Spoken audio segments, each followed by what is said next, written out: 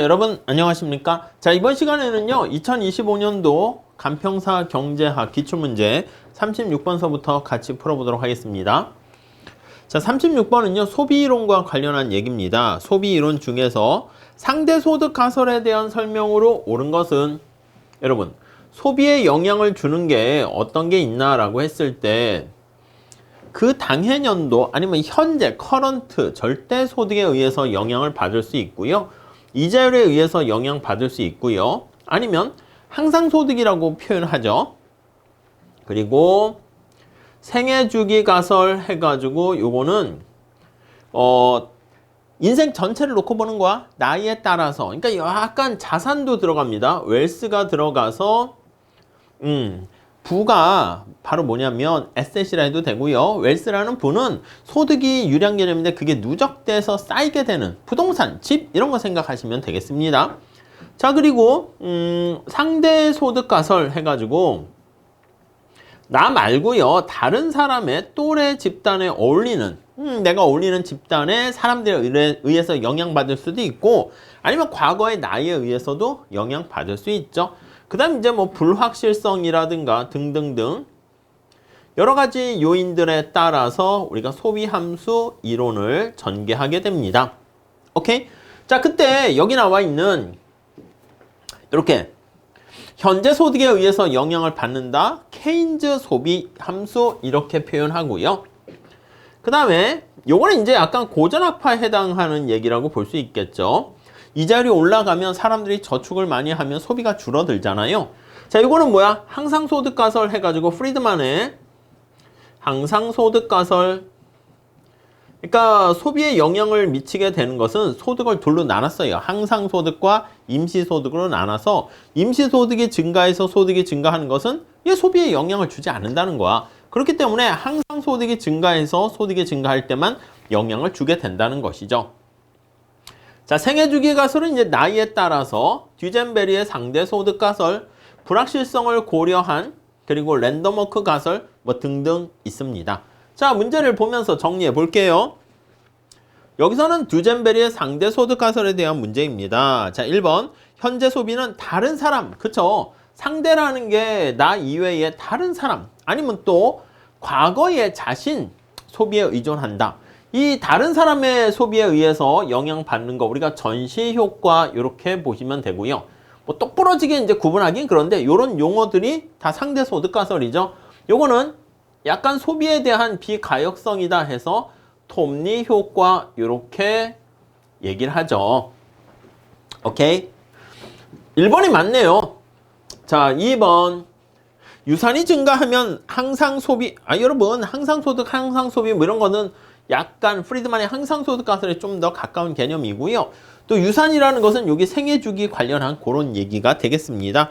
갑자기 받은 현금성 보조금으로서 이거는 뭐야? 그래요. 임시소득이 증가하는 거 아니겠습니까? 이런 것들은 또 역시 항상소비 이런 것들은 항상소득 가설에 가까운 겁니다. 자, 4번 소비의 전시효과가 존재하지 않는다. 그러니까 약간 다른 사람에 의해서 영향을 받지 않는 그런 경우가 이제 케인즈 소비함수가 되는 것이고, 상대소득 가설은 이렇게 전시효과, 톱니효과 이거에 의해서 영향을 받게 되죠. 자, 5번 노인이 되면 소비는 노후 소득에 따라서 약간 나이에 따라서 하는 것은 생애주기 가설에 가까운 얘기다. 이렇게 정리를 하시면 되겠습니다. 그래서 뭐 어렵다기보다는 그냥 소비함수에 대해서 가끔 출제되는데 잘 정리하시면 될 것 같고요. 넘어갈게요. 다음에는 37번 문제는 굉장히 뭐 이렇게 박스로 해서 수식을 많이 집어넣습니다. 아래의 거시경제 모형 균형에서 균형 임금보다 5를 증가시킨 임금 수준의 최저임금제를 도입할 때, 여러분 이렇게 모형이 많은데요 우선 계산하세요는 아니잖아요. 직접 계산해도 되겠지만 계산하세요는 아니고 증가하냐 감소하냐 그거를 얘기합니다. 자, 균형 임금보다 5를 더 증가시킨 임금을 올렸습니다. 인위적으로. 그때 어떤 일이 발생할 건데, 노동시장을 놓고 보려면 노동의 수요 공급에 따라서 영향 미치는 거 살짝 보시면 되겠습니다. 자, 그런데 아시겠지만 물가를 1이라고 했으니까 여기 P가 1이니까 명목과 실질임금이 똑같습니다. 자, 여기다 공간을 좀 부족하니까 여기다 할게요. 이렇게. 자, 그래서 여기다가 명목 실질임금 똑같게 놓으시고요. 여기 고용이 되겠습니다. 자, 그 다음에 거기 보시면 노동의 수요 곡선 어떻게 돼 있어요? 이렇게 할까요? 노동의 수요 곡선은 요거 300-10W 이렇게 보시면 되겠어요. 300-10W. P는 1이니까 그냥 제거했습니다. 자, 공급 곡선은 노동의 공급 곡선은 10W 이렇게 돼 있습니다. 이해 가시죠?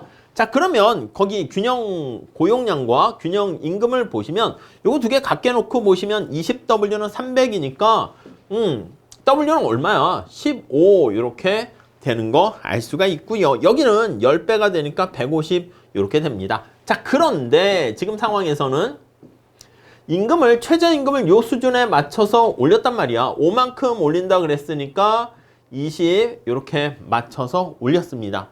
오케이? 자, 그러면 최저임금을 올리게 되면 원래 균형점이 A인데 일자리가 줄어들잖아. 그래서 B점으로 노동의 수요가 감소하게 되는 거 알 수가 있겠습니다. 이해 가시죠? 자, 그러니까 이렇게 감소하게 되는 거 알 수가 있어요. 얼마로 감소합니까? 뭐 계산하면 여기 20을 여기다 집어넣게 되면은 100 이렇게 되는 것도 알 수 있지만 문제에서 출제하신 분께서 그래도 약간 선의를 베푸셔가지고 얼마 증가하냐 이런 걸 물어보지 않고 증가하냐 감소하냐 이 정도만 물어봤으니까 판단만 하시면 돼요. 우선 첫 번째 1번 총생산 어떻게 증가할까요? 감소할까요? 아니 여러분 여기 한번 보시면 총생산은 요거잖아. 어디 갔어? 여기 있잖아요. 자, 노동이 어떻게 되는가 봐야 되는데 고용이 감소하지 않습니까? 고용이 감소하게 되면 Y는 어떻게 됩니까? 감소하겠지. 증가한다가 아닙니다. 그래서 Y는 감소하게 되는 거 알 수가 있고요. 오케이? 자, 그 다음에 여러분 여기 보니까 이자율 저축 있지만 먼저 다른 거부터 볼게. 고용량은 어떻게 됩니까? 감소하잖아. 먼저 우리가 알 수 있는 거 감소합니다. 이해 가시죠? 자, 소비는 알 수가 있습니까? 소비는 여기 나와 있는 것처럼 Y에서 S를 빼는 거야. 여기 한번 잘 볼게요. 이자율도 물어보고 하니까 그거 한번 보시면 자, 총 저축하고 총 투자가 같아질 때 여기서 우리는 이자율이 결정되는 거 아시겠죠? 자, 총 저축은 어떻게 돼? S. 총 투자는 I라고 쓸게요. S는 이 스몰 s가 여기 정보가 줬는데 이자율에 영향을 받습니다. 그래서 S는 0.01 아래다가 그러니까 이자율이 올라가면은 저축률이 올라가게 되고요. R. 그래서 저축이 증가합니다. 그 다음에 얘가 Y에 의해서 영향을 받게 되고요. 그 다음에 여기 이제 S야. 그 다음에 I는 어떻게 됩니까? 라고 하면은 I 여기 어디 여기 있죠. 300-R 이렇게 됩니다. 300-R 이렇게 되는 거 알 수가 있겠죠. 오케이? 자, 그런데 우리가 뭘 알 수 있냐면 여기 보세요. 노동이 감소해서 Y가 감소한다고 그랬어. 그러면 요 Y는요. 여기에 영향을 미치는 거 보이십니까? Y가 감소해요. 여기엔 영향 안 미치지. 투자에는 영향을 안 미칩니다. 이해 가세요? 자, 그러면 이게 저축과 투자가 같을 때 균형 되는데 지금 투자는 가만히 있는데 저축이 내려갔어. 부동호가 이렇게 되겠죠. 그쵸? 아니 그러면 생각해 보세요. 저축보다 투자가 당연히 더 많게 되면 우리 알고 있잖아. 이자율은 올라갑니다. 그래서 R은 상승하게 된다는 것을 알 수가 있습니다. 자, 그래서 물론 이제 계산을 막 하게 되면 R이 75였다 100으로 상승하고 뭐 우리 해설에는 그렇게 넣긴 하지만 그렇게 직접 구하는 건 아니고 여기서는 야 증가하냐 감소하냐 그것까지만 보는 거잖아. R이 상승하니까 얘 틀려요. 이해 가시죠? 자, 그리고 여기 보시면 어떻게 돼? 소득이 감소하니까 저축은 어떻게 해? 감소해요. 투자는 지금 가만히 있는데. 그러니까 총 저축은 어떻게 해? 감소한다니까. 이해가 가시겠습니까? 자, 그래서 거기 나와 있는 것처럼 총 저축 자체도 감소하게 되고요. 그 다음에 소비는 어떻게 됩니까?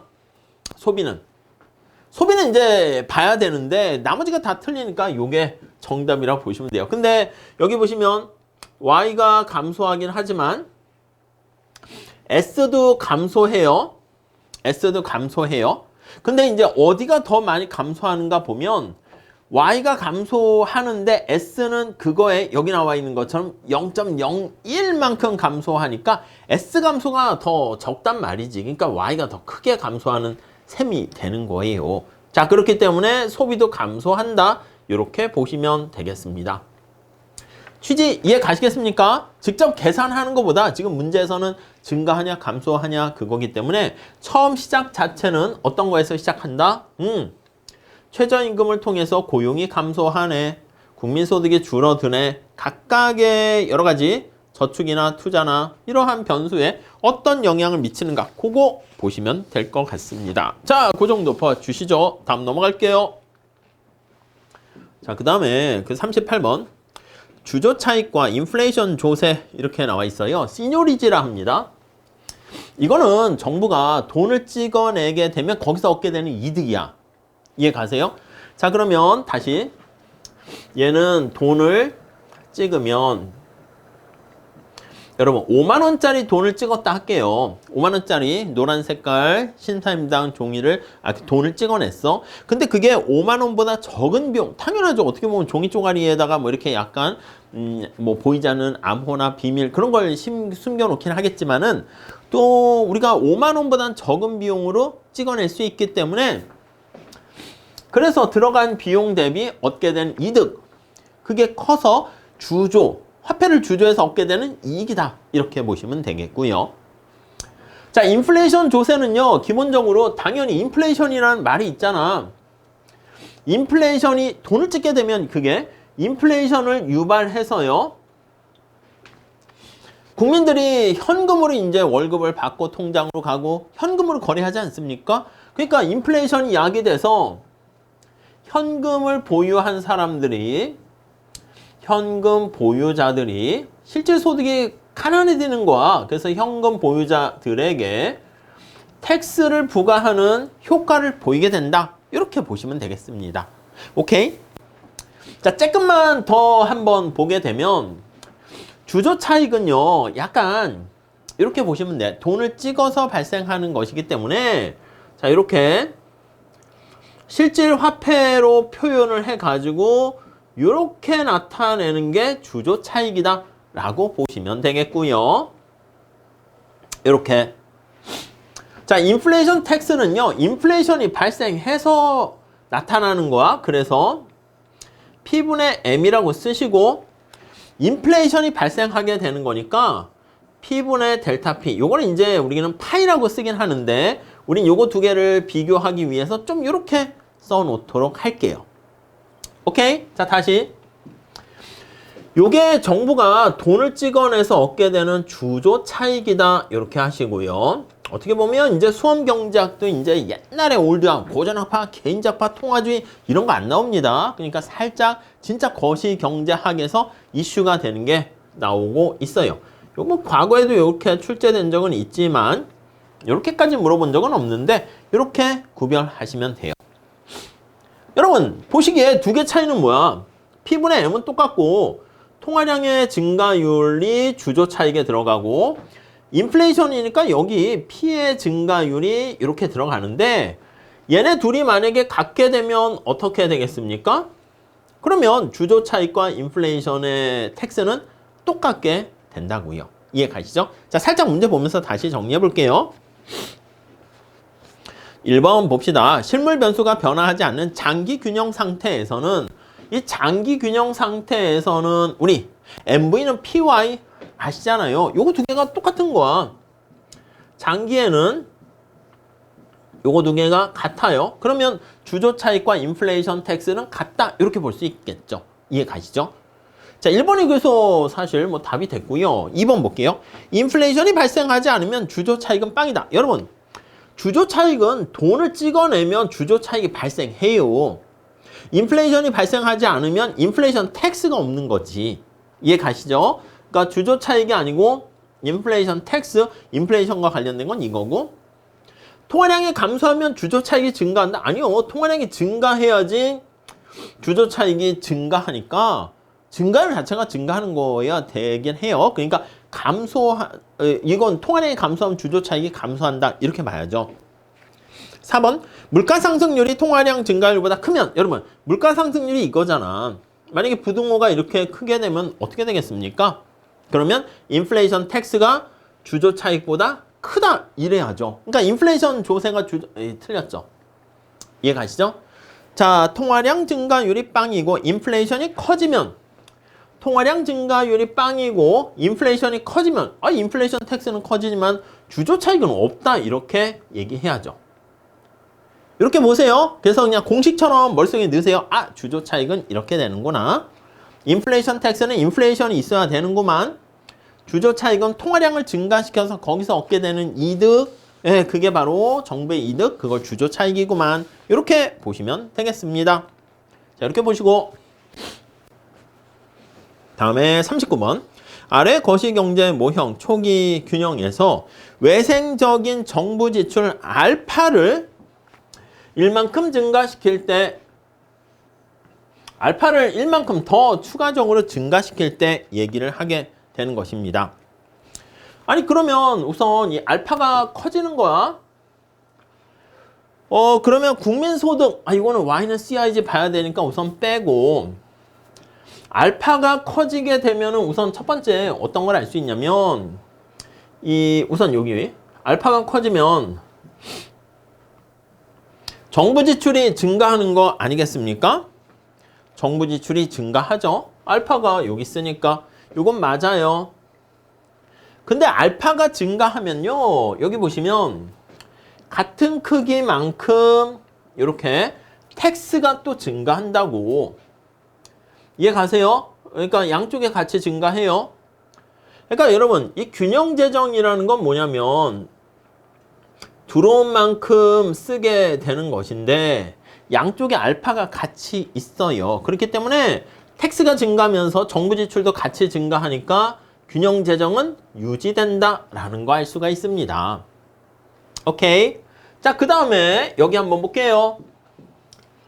아니, 알파가 증가하게 되면 우리는 투자에 어떤 일이 발생하나 볼게요. 알파가 증가하면 텍스는 증가하죠. 물론 정부 지출도 같은 크기만큼 증가해요. 텍스가 증가하면 투자는 어떻게 되겠습니까? 투자는 감소하죠. 뭐 계산하세요가 아니라 증가하냐 감소하냐 그것만 파악하는 겁니다. 감소하겠지. 이해 가시죠? 그럼 소비는 어떻게 됩니까? 하면 여러분 여기 보시면 소비 살펴봤을 때 투자는 감소하고 정부 지출은 증가하고 소비는 그 상황에서 봐야 되는데 국민소득이 어떻게 되는가에 따라서 달라지게 되겠죠. 자, 그래서 우리가 직접 한번 균형국민소득식을 한번 써보도록 할게요. 아니면 소비 한번 써보도록 할게요. C는 자, 이거 그냥 살짝 써볼게요. 요거까지는 그냥 넣을 수 있으니까. 그 Y를 한번 구해야 되니까 그냥 Y를 한번 직접 구해보도록 하겠습니다. Y는 저기 나와 있는 것처럼 C 더하기 I 더하기 G 이렇게 돼 있습니다. 오케이. 자, C는 기초소비에 해당하는 게 1입니다. 0.5 2분의 1이라 쓸게요. 그리고 Y가 되고요. 빼기. 자, 그 다음에 T가 어떻게 돼 있어? T가 요겁니다. 2분의 1이라 할게요. 2분의 1 Y에다가 마이너스 알파 이렇게 되고요. 요게 C 됐죠? 그 다음에 I 어떻게 되나 한번 볼까요? I는 200 마이너스 T 이렇게 됩니다. 그래서 200 마이너스 T인데 T는 또 요거 집어넣어야죠. 그래서 빼기 T가 2분의 1 Y 마이너스 알파 이렇게 좀 다 써주시죠. 마이너스 알파 얘가 I 그 다음 G는요. 0.5y 2분의 1 y라고 쓸게. 2분의 1 y에다가 플러스 알파 이렇게 되는 거 알 수가 있습니다. 이해 가시죠? 자, 그래서 요걸 한번 정리를 해볼게. 근데 여기 부분이 있잖아. 여기 부분과 여기 부분이 완전 지워져요. 그 i에 보면은 t가 있어서 끝에 g 집어넣을 때 요거랑 같이 사라지게 되네. 그래서 얘 날라가게 되고요. 그 다음에 요게 어떻게 돼? 2분의 1 y 이렇게 되죠. 자, 그럼 여기 넘어가니까 2분의 1 곱하기 2분의 1 하니까 4분의 1 y. 살짝 정리 좀 해봅시다. 그럼 1 더하기 4분의 1 y 4분의 1 y 그 다음 요거 어떻게 됩니까? 마이너스 2분의 1 알파 여기 다 없어지고 플러스 200 이렇게 됩니다. 자, 우리한테 필요한 거는 요거 값이잖아. 전리 넘어가면 4분의 3 y 얘는 201 1이 있어서 마이너스 2분의 1 알파 이렇게 됩니다. 자, 그러면 이게 뭐 다 직접 구하려고 하는 게 아니라 알파에 의해서 어떤 영향을 받나 그걸 보려고 해. 요 3분의 4에다가 201 마이너스 2분의 1 알파 이렇게 됩니다. 이해 가시죠? 자, 그러니까 알파가 커지게 되면 우리 앞에 국민소득은 어떻게 됩니까? 라고 할 때 요거 알파가 커지게 되면 얘가 마이너스잖아. 국민소득이 작아집니다. 증가한다가 아니라 작아져요. 끝났지. 이해 가시죠? 자, 그러면 알파가 커지면 국민소득이 작아져. 근데 소비는 당연히 어떻게 돼요? 여기 보시면 y-t인데 여기 보시면 알파가 커지면 요 0.5만큼 영향 받는 거 아니겠습니까? 그래서 소비함수 여기다가 쓰셔도 되고요. 오케이? 그러니까 당연히 소비는 여기 나와 있는 것처럼 감소한다. 맞죠? 그래서 틀린 거는 요 1번 이렇게 보시면 되겠죠.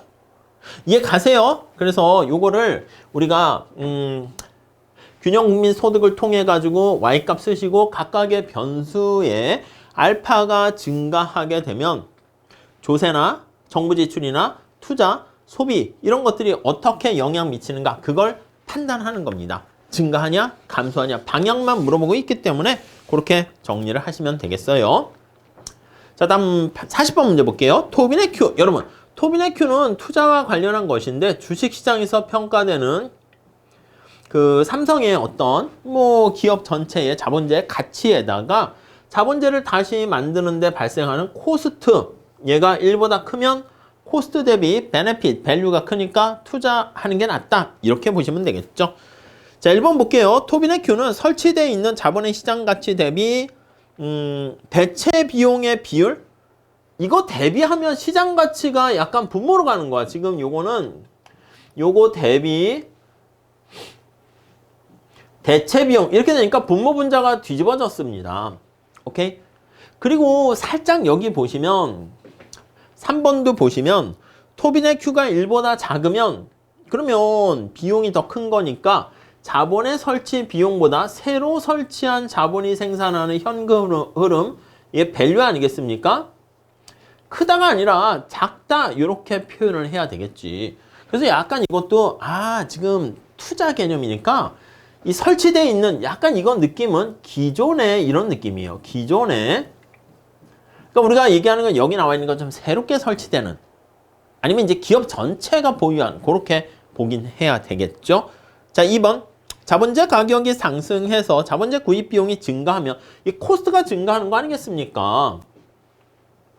자본재를 다시 삼성전자 공장이 붕괴가 됐을 때 나쁜 얘기지만 아무튼 예를 들면 다시 이거를 건설하는 데 들어가는 비용이에요. 근데 이게 커지게 되면 토빈의 Q는 작아지겠죠.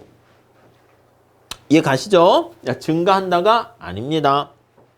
다음 4번 자본의 시장 가치를 주가로 대체할 수 있는 경우. 그래요. 그래서 이 자본주의 시장 가치를 보통 주식시장에서 평가되는 가치 이렇게 해서 바꿔서 쓰기도 합니다. 그러니까 주가가 상승하면 토빈의 Q는 어떻게 된다?